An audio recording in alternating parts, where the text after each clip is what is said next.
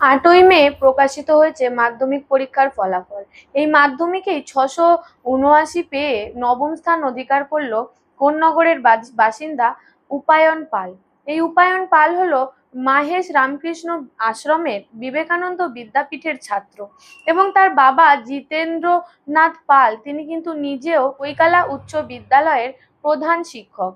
এবং উপায়নের সাথে কথা বলে যেটা জানতে পারলাম আমরা, তার ইচ্ছে ভবিষ্যতে সে গবেষণামূলক কাজে যোগদান করবে। হ্যাঁ, আজকে খুবই ভালো লাগছে। প্রথম সকালবেলা এতটা ভালো ফল প্রত্যাশা করিনি, কিন্তু তারপর ফাইনালি দেখে খুবই আনন্দ পাচ্ছি।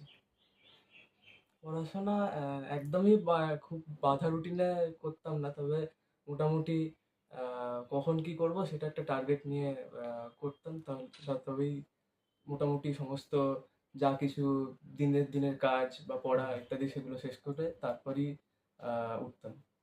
পড়াশোনার ফাঁকে এমনি মোটামুটি গিটার বাজাতাম। আচ্ছা। এই গিটার রাখা আছে। আর গিটার বাজানোর সাথে তাছাড়া খেলাধুলা খুব একটা বেশি করি না। দিনে এটা খুব একটা ফিক্সড কিছু ছিল না। মোটামুটি যেদিন খুব বেশি টিউশন থাকতো না সেদিন 8-9 ঘন্টা এরকম। মাধ্যমিকের আগে অবশ্য একটু বেড়েছিল। শিক্ষক মাধ্যমিকের সময় 7 জন মতোই ছিল। এটা মূলত বাবার কারণে। আচ্ছা। আমি এই বইয়ের অধিকাংশই পড়িনি। এগুলো মূলত বাবারই সংগ্রহ করা। পড়ি গল্প বই আমার নিজেরও আছে, সেগুলো আমি মোটামুটি পড়তাম। তবে যদিও মাধ্যমিকের আগে সেটা একটু পড়া কমে গিয়েছিল, তাও মোটামুটি পড়তে ভালো লাগে। আগামী দিনে আমার রিসার্চ অ্যান্ড ডেভেলপমেন্ট সেক্টরে যাওয়ার ইচ্ছা আছে। আমি এরকম মার্কস অনেকটা এর কাছাকাছি প্রত্যাশা করেছিলাম, তবে মেধা তালিকায় আসবো কিনা সেটা নিয়ে সন্দেহ ছিল। নবম, তাদের জন্য এটাই বলার যে নিজের মতো করে তারা যাতে নিজেদের লক্ষ্য পূরণের জন্য এগোয়, পড়াশোনা করে, নিজের কাজটা ঠিক মতো করে, কোনো কিছুতে যাতে ডিস্ট্রাক্টেড না হয়।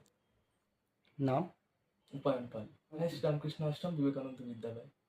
উপায়নের বাবা মায়ের সাথেও কথা বলে আমরা যেটা জানতে পারলাম, উপায়নের বাবা মাও কিন্তু ছেলের যেই সহায়তা যে গবেষণামূলক কাজ, সেই কাজেও কিন্তু পুরোপুরি সহযোগিতা করবেন। এবং এই যে ছোটবেলা থেকেই যে উপায়ন একজন মেধাবী ছাত্র এবং উপায়নের যে মাধ্যমিকের যে ফল, সেই ফল দেখে কিন্তু পরিবারের সবাই কিন্তু ভীষণভাবেই খুশি। হ্যাঁ, প্রত্যাশা তো প্রথম থেকেই ছিল, কারণ প্রথম থেকেই মানে ছোট থেকেই ও কখনো ফার্স্ট ছাড়া সেকেন্ড হয়নি। ও সবসময় একদম সেই নার্সারি থেকে ক্লাস 10 পর্যন্ত ও প্রথম হয়েছে। একটা প্রত্যাশা ছিল, মানে আমরা হয়তো অতটা ভাবিনি, কিন্তু ওর স্কুলের স্যারেরা, টিউশন ম্যাম স্যার যারা পড়ান ওকে, সবাই একটা আশা করেছিলেন যে হয়তো একটা র্যাঙ্কে আসতে পারে। তো আমাদের প্রত্যাশা পূরণ করেছে। পড়াশোনা তো ওকে কখনোই বলতে হয় না, ও নিজে ঠিক পড়ে, মানে একদম নিজের মতো করে পড়ে নেয়। আমাকে কখনোই ওর পিছনে কোনোদিন পড়তে বস এই কথাটা ওকে বলতে হয়নি। তো খেলাধুলাটা একটু ওর ঠিক আছে, অতটা ওর পছন্দ না, ওই পড়াটাই ওর পছন্দ। মানে আর এখন তো সময়ও পেতো না। ওর 689। আমাদের তো সম্পূর্ণ ওর ওপরেই বলেছি, তোর যা ইচ্ছা তুই যেভাবে এগিয়ে যেতে চাস আমরা শুধু তোকে সাপোর্ট করে যাব। তো ওর তো ইচ্ছা ওই সায়েন্সে ফিজিক্স নিয়ে ভবিষ্যতে রিসার্চ করার ইচ্ছা আছে, দেখা যাক।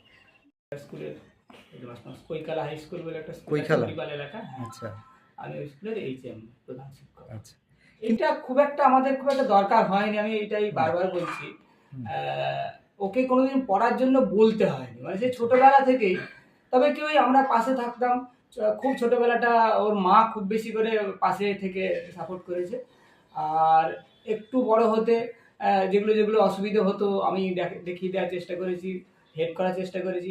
এছাড়া যারা আমাদের ওর গৃহ শিক্ষক ছিলেন তারা তো একদম পুরো নিজেদের জান প্রাণ দিয়ে ওকে পড়িয়েছেন। আর স্কুলের স্যারেরা তো আছেন। এ বিষয়ে আপনারা কি বলবেন অবশ্যই কমেন্ট করবেন কমেন্ট বক্সে। এ ধরনের খবর পেতে নজর রাখবেন ডিএনএন বাংলায়। ডিএনএন বাংলা, সবার মনে সবার ফোনে।